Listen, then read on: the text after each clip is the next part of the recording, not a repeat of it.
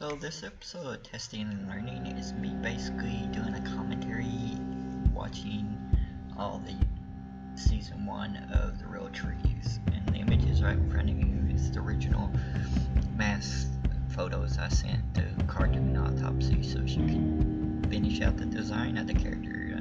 She pretty much working from notes here and there for me, designed that character's look. And check out Cartoon Autopsy. And of course, this is original link. So I hope this isn't too painful for me to do. So we'll see. Trying to be cutesy here with the little nurse thing, but this is the first teaser because the first season is basically just teasers, and then I tried to do one short, and they got bigger as I went along. This is just me spinning, and like I don't have the audio on these because it would interfere with everything else, kind of. But this is basically me just doing a little sound design with some crackling and like electronic noise when I touched it and stuff. This is very early me never been using the camera really at all, so I thought the light looked pretty cool on the back of it and stuff like that. And yes, each one of these is going to have the credits and everything. I didn't try to splice them together perfectly for everything so I could have more room to talk and ramble and everything else. And you can see all my stupid little effects. This next one was me when the blood moon thing happened, the eclipse thing, and I ran outside when we were watching it, and I got the mask and was like, oh, I'll do a really quick thing like this. A lot of these early teaser seasons would have probably ended up on TikTok if I had been on TikTok at the time, but they were also me testing out, learning editing, learning effects and stuff, and this is the first time you see the actual design of Anchor fully. Oh, and this is like, okay, I got the shirt made in Georgia for this, but also I did his gloves, but I learned on Glam and Gore, which is how I found her channel, which I really enjoy, how to make a fake heart. So that was basically me just doing that, and then I tried to do like a little scare type moment there of him all of a sudden just popping up, and you get this briefly see his jacket there and stuff. So go check out Glam and Gore. So I learned how to make a fake heart. This was my first attempt at any kind of teleportation thing, and of course for the full videos, go watch the first season of The Real Trees, and you'll get to see all these fully with the audio and everything else. But I thought this one actually turned out pretty good. I thought that background worked really good. I must have tipped the camera a little bit because then you get to see a little bit of shake, but it looked pretty cool, and I thought it turned out pretty good. Again, it's a learning thing, me trying to learn little things I'm seeing on shows like Film Riot and other stuff online. I'm like, oh, I'll try that and see how cool that would be, and get the first title card. Like, I had the title card made for it. This is my first use of stock footage on anything, and when I got on Storyblocks, so I did this. Yeah, I got this bit of stock footage, and this is stock footage too, and this little effect thing. My first time, like, trying to blend in effects on anything, which is not very good, but you learn as you go. And I love using stock footage. And I use stock footage a lot just to play. Like, it's the way I'm learning how to edit, really, because I'm like, I'll just grab some stock footage with some little bit of my own film footage, and I'll put it together. And then this is, of course, me being a little bit moody as record to put that into the story. I hate moving graphics, but I mean moving titles and credits. They just always kind of suck. And here's more thumbnails of the poster art, which is really good. But now Butcher, like, you can check it out. But that was supposed to be, 2020 was supposed to be something. It was supposed to be me filming all this stuff, and I had it all set up and failed to do so. This is the second time I did just a brief portal thing, and like, this is filmed on my GoPro, which a friend bought for me. And I had this idea of cool blending this with the narrator as a character with Stacy Tyler, who's really awesome.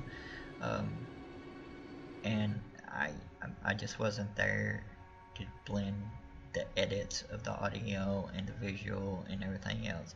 I wasn't there yet to be able to do that. But the idea was there, and I learned a lot from trying to do that, and how I had to have certain things ahead of time. Thought Balloon Theater was me using text to comment on stuff, and so it's like, oh, you screwed up here, I'll make a comment there. And then I was wanting to do the thought balloons as a, it's like, oh, he screwed up with magic, and now like he can't, like, you know, there's no audio of him, he can't talk, and so everybody's communicating with these thought balloons and stuff. So I thought that would be a neat thing to play with and to see how that went. Did I accomplish what I wanted to? No, but did I learn a lot? That's the whole thing. The first season of Trees was supposed to be about me learning everything. Like, not me learning everything, but it was supposed to be, each little thing was about me trying to learn something and having a deadline of getting it out and stuff, so I could apply a lot of the stuff into the second season. And the first season was supposed to be to promote the, you know, the second season in a lot of ways. And by the way, that jump in the image of Anchor's head was the first thing I filmed with Anchor, and it went on my Patreon, which you can find that link on teenuniverse.blogspot.com. But one thing about this first season is there's a lot about me trying to do graphics and be all fancy. A lot of it's me trying to make stuff look like 80s stuff. This was a great idea, and like, just didn't turn out the way I wanted it to. The whole idea of putting something in the refrigerator and there's the camera and it's a person and you're communicating with them, I liked it. Like all the stuff in this first season of Trees, I really enjoyed doing it, and I really enjoyed how it turned out. And that doesn't mean I'm satisfied with it, how it turned out. It means I'm satisfied with what I learned from how it turned out. And like, this is just black right now, but there's sounds of gunfire going off, and there's sounds of machine gun fire going off, and then I added this little cracked effect on here using still effects with, like, you know, videos. And my satisfaction from working on this first season was my satisfaction of learning all these things I had no idea about. I still have no idea how to use a camera properly. I'm learning, and I still have no idea how to do effects properly. I'm learning. And that was the whole idea of the first season, was that coming up with ideas and then doing. This was, right, by the way, right before a big hurricane, and I was at home, and we were preparing for the hurricane to hit, and Mara was at a shelter, and I was, it was weird because I was like out filming all this stuff, and then I come back and I filmed it. Well, Mara hates the fact that I filmed stuff in the bathroom, like, but yeah, it's interesting. Like, I did all this because I was stressed about stuff. I was supposed to film with somebody this day and do a lot more for this episode. It's kind of supposed to be one of my first ones with other people in it, but it didn't really work out because, like, you know, hurricanes. And I had this whole idea about his fingers getting cut off. By the way, I had to cut those 2 fingers off the glove because I couldn't touch the camera with the glove having those fingers in it. So that's why I cut those out. And yes, I just made a bunch of dishes to fake up a scene, and threw them in there. So yeah, it's yeah, so fuck you, Dorian. Okay, here's me using stock footage, and it's one of the first ones I thought where I kind of blended it in really good in sound, and I was really happy with how it turned out. And this is, of course, the first time you got Mara playing the shop with Witch, and Tina helped me go out and film this, and this is also filmed on the GoPro. I overall, with like Stacy's narration was good, Mara being in it was good. Everything, I think, turned out really good in that episode, like introducing that character. I thought it worked out really well. You know, setups and stuff, and I think it was the first time I used Hit Film Express. I've seen that in the credits. But yeah, I think it was the first time I used Hit Film Express, which helped me out a lot with all that. And yeah, I would say that was the first one where I thought, oh yeah, that was exactly what I wanted. Like it really didn't have anything off from what I really wanted for that thing. This was another one where I got an idea while we were shooting something you'll see later, and then I got the idea to have this bit of text with his character, because he's a comedic character anchor in a lot of ways, but he's also like an agent of chaos in a lot of ways. That's what it's supposed to be. So there's a lot of comedy in the fact that he can't really die, but he's not really good with doing anything. Like, he's not even like Deadpool in a way, because Deadpool is actually fairly good at martial arts and guns and stuff like that. Anchor's not good at any of that stuff. Like, he's only able to do stuff because he really can't die, and he is a tool because he's being manipulated. And I think that was one of the first times you really get a hint of that with the character, because we hadn't released anything on the comic for that yet at all. So like, and I don't know if this is the first time, but I got this done on Fiverr, this little logo painting thing, and I know a lot of people's like, that's not hard to do, you shouldn't have went on Fiverr to do it, but I couldn't do it, so I went on Fiverr to do it. I had a lot of flashy stuff, so like, I know it's not a good thing to have a lot of flashy stuff, it's not the best thing to have on stuff, but I ended up having a lot of it for some reason on some videos. Like, I don't know why. It was weird. I don't know. And this is when like Fiverr too, I found this person who I later found out was kind of well known for doing Jesus videos, and like I decided to do this one with him promoting the Halloween special, which is going to come up why that didn't get released on Halloween. Which was supposed to be in the penultimate episode of like of the first season of the Trees, me trying to do an actual episode, but stuff didn't work out and kind of went chaosy in a way. Chaosy, if that's a word. Like, the actor for this did a very good job and was on time and really well done.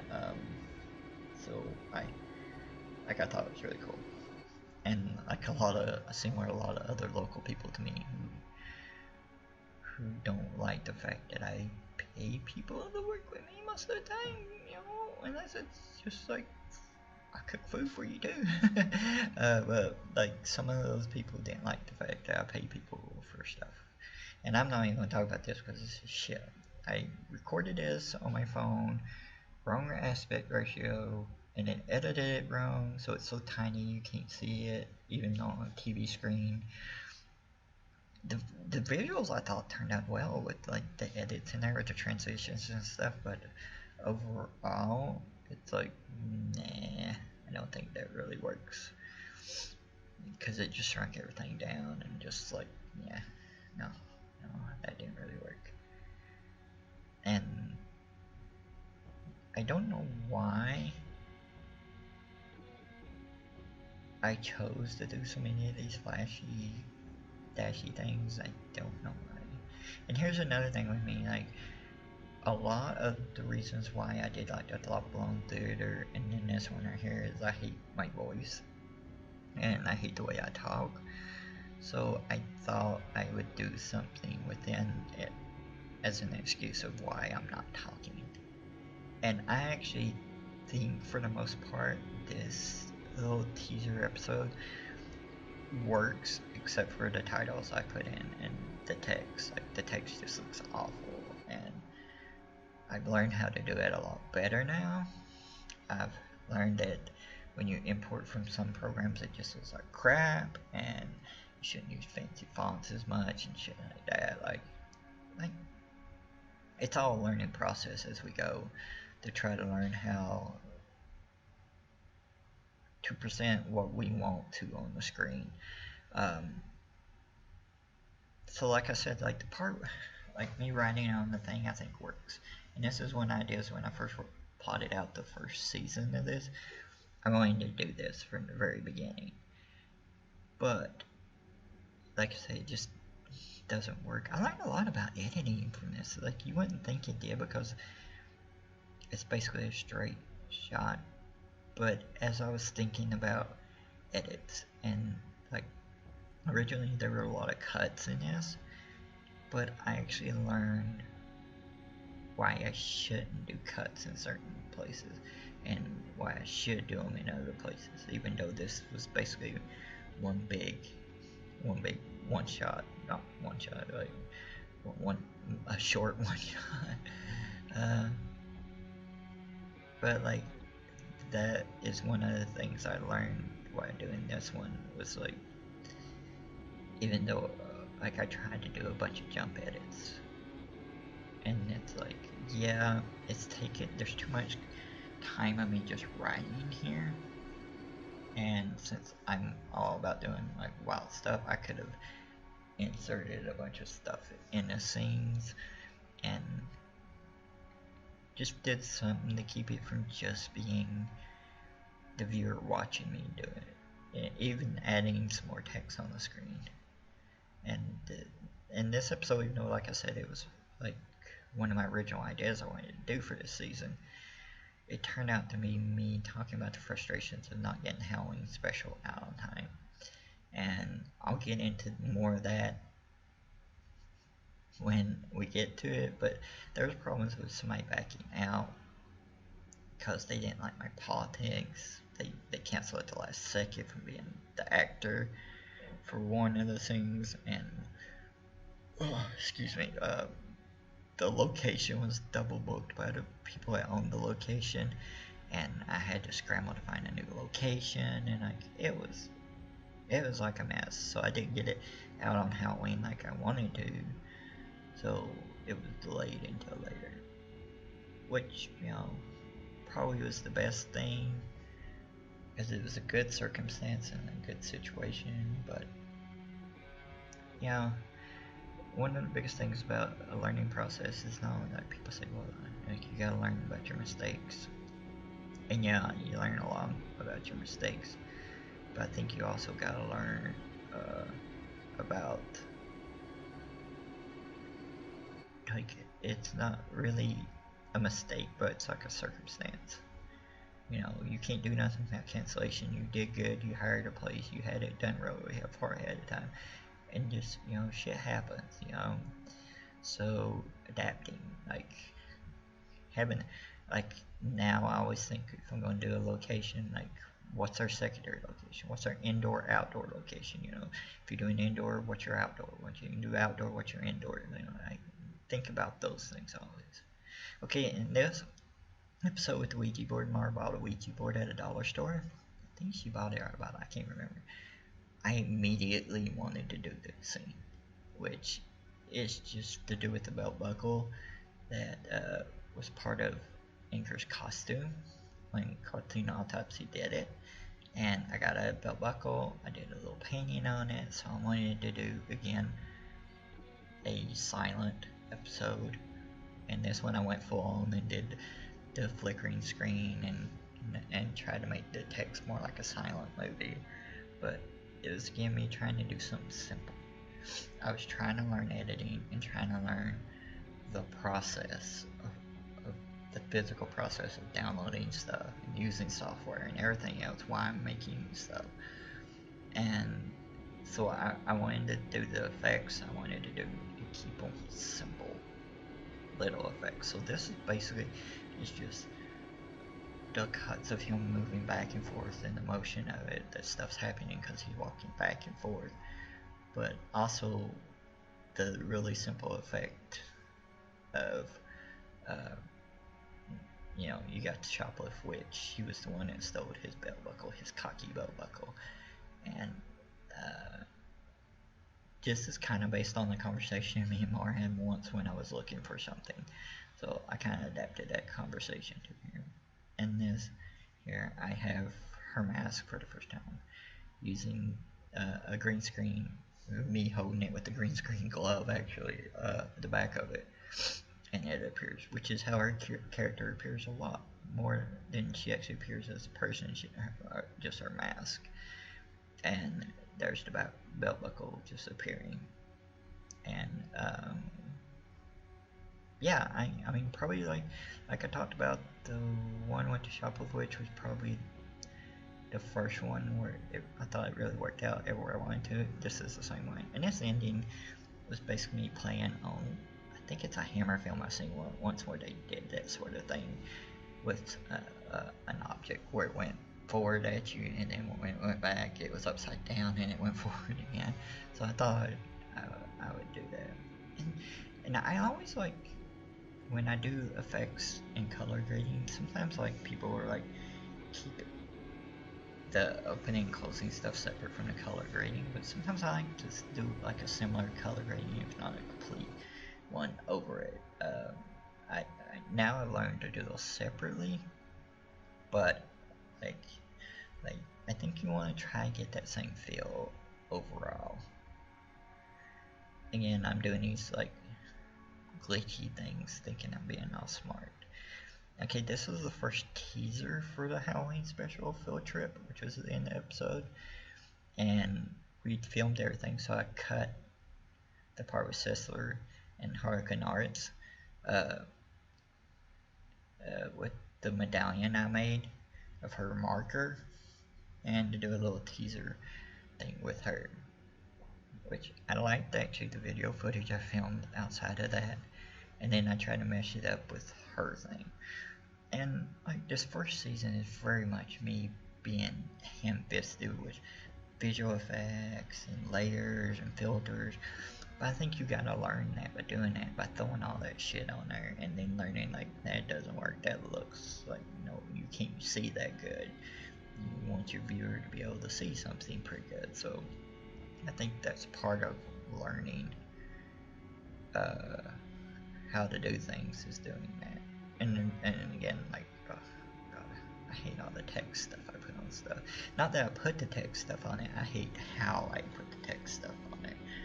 And I think it, like most people will tell you most of the time, stuff is simpler when you do it simpler. Like, it works better when you do stuff simpler, and that would have worked a lot better. And this was me, because I didn't get the location I wanted. I'd always said I was going to film day for night and do the effect on it, which I didn't mind. That it, you can tell something's day for night most of the time. But like, I didn't do it very good.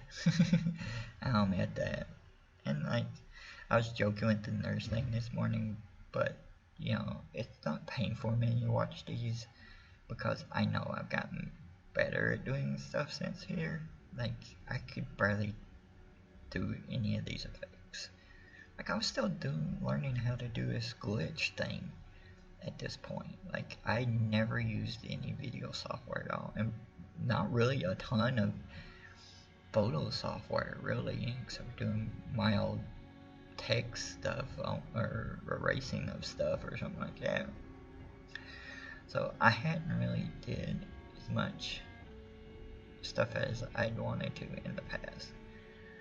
Well, here's me throwing in an older logo, and this was just like more ad-libbing a thing, and just while I was setting up a camera, and she just did this, so I ended up including it as like a shop with which, like, solo little video, cause I was stalling as I was trying to get the finished product done, because people bailed on it, and like, I was trying to make it work, even though it like doesn't end up working the way I wanted it to, because so much location and everything else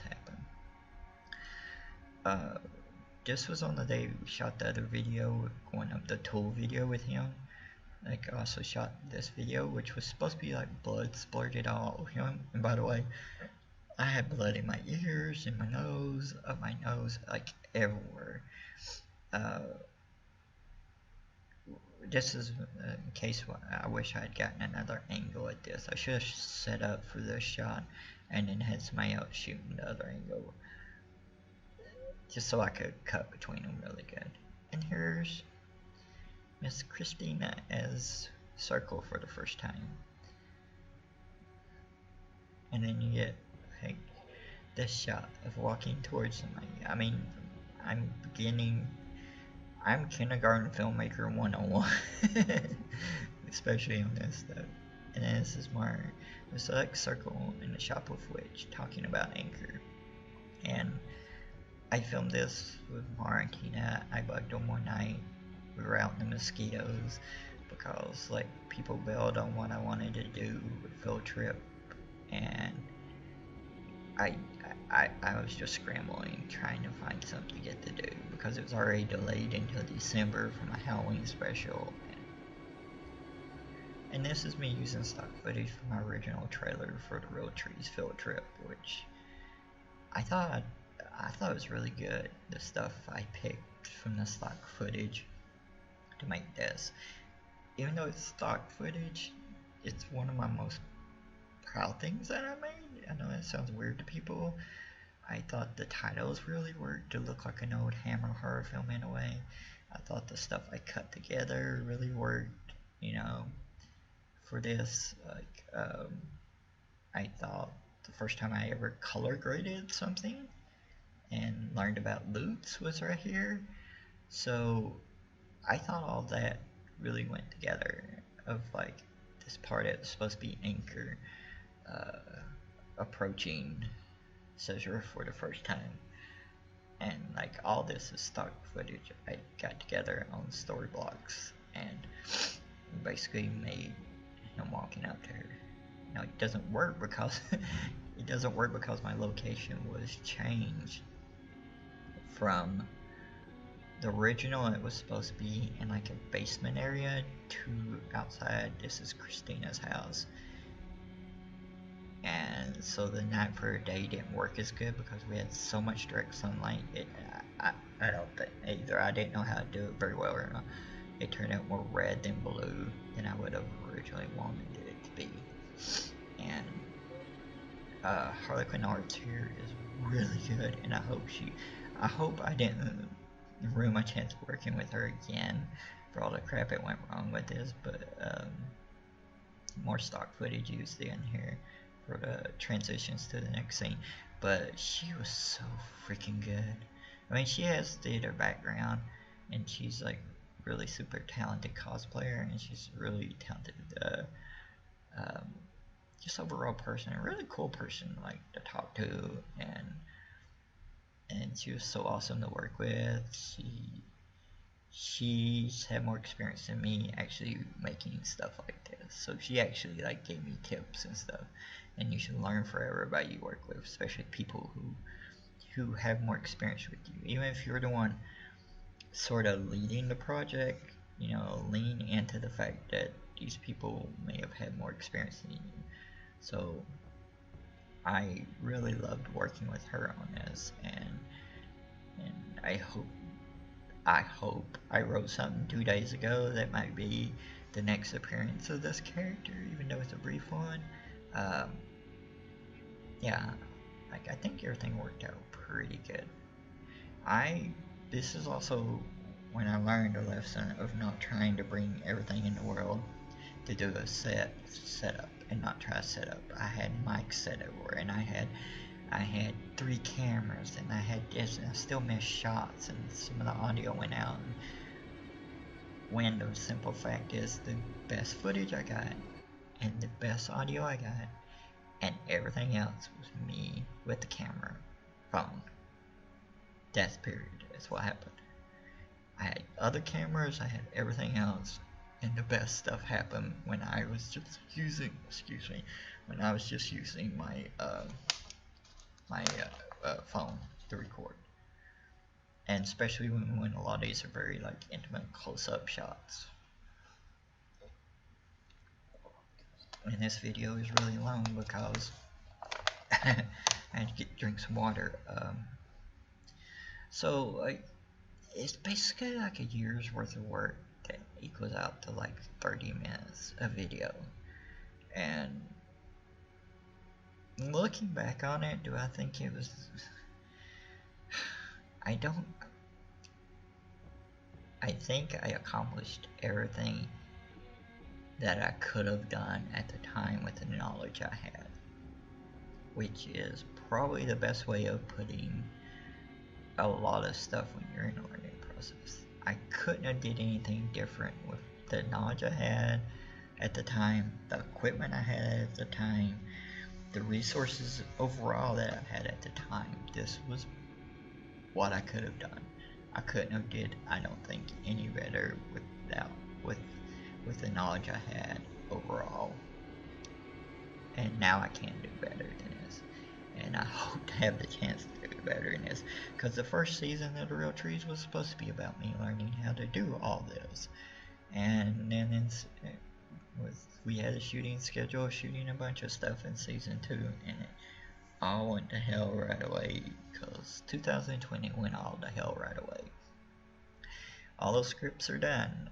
And I guess I can announce it here in a way. I thought about what I was going to do with the season 2 of that, because those characters, and in my mind, I'm not at the same place I was when I would have filmed those things. I think what I'm going to do with season 2, more than likely, it's going to be released as either a audio drama, an audio book of me just reading it, or it's going to be released as an ebook. I had a professional editor come in and work on that, and a lot of stuff, but it's, my life is not in the same place it was when I wrote season 2, and yeah, so there's that. Season 1, really loved working on this. So it rekindled a filmmaking that I don't think it's ever gonna leave. I'm gonna be making shit until I die. But I really learned so much of this. This was a crash course in me learning filming, period. To even simple stuff like this, do a teaser thing towards me, and I always like think of that on the spot. This was kind of a thing I thought about on the spot for us to do, and would work good as a teaser. So here's to me working around with people like Harkin Arts again, Stacy again, Cartoon Autopsy, Theater Lamb, who did the fangs for Harkin Arts, Tina, Mar. I want to thank everybody who helped me working on this first season.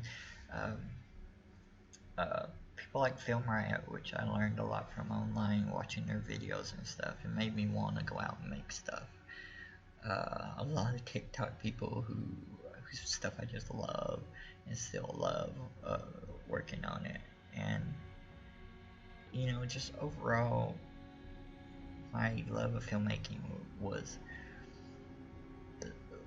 like reborn in this year, even though I hadn't did hardly anything before. I think I just want to thank everybody that helped me do this, from the people I learned from online to the people who actually participated in the stuff I filmed and who agreed to and were going to do it in 2020 if shit hadn't went haywire. But we can only take care of what we can take care of. The rest is not up to us. It's up to assholes in White Houses, shit like that. Keep finding people. Like, if we want to be creative and continue to have the freedom to create things, we got to fight against people who are assholes in White Houses who aren't doing what we need them to do. So Ten Universe has been granted an exclusive world debut of the trailer for Lesser of Two Weevils Productions podcast, Shattered. We're very happy here to get this exclusive trailer because we have dealt with and discussed audio and audio recordings and audio storytelling very much with a lot of the people behind this project, and we really think everybody will enjoy it. And so we're really happy to help get the word out. For more information, go to theshatteredpodcast.com for a lot more information on this. I will be providing links right after this trailer, so enjoy the trailer, and I hope everybody goes and supports this very, very cool project. Everyone loves a mystery. In the early 1900s, the great and good of Belle Époque Paris buried an urn full of living voices, gramophone recordings of famous singers, to be disinterred after a century. Who made these recordings and why? This podcast will investigate the mysterious happenings in turn of the 20th century Paris. I'm Phil Donnan, and with my colleague... We're going to use research, sound recording playback technology, and good old-fashioned detective work to try to find you the answers. Welcome to the Shattered Podcast.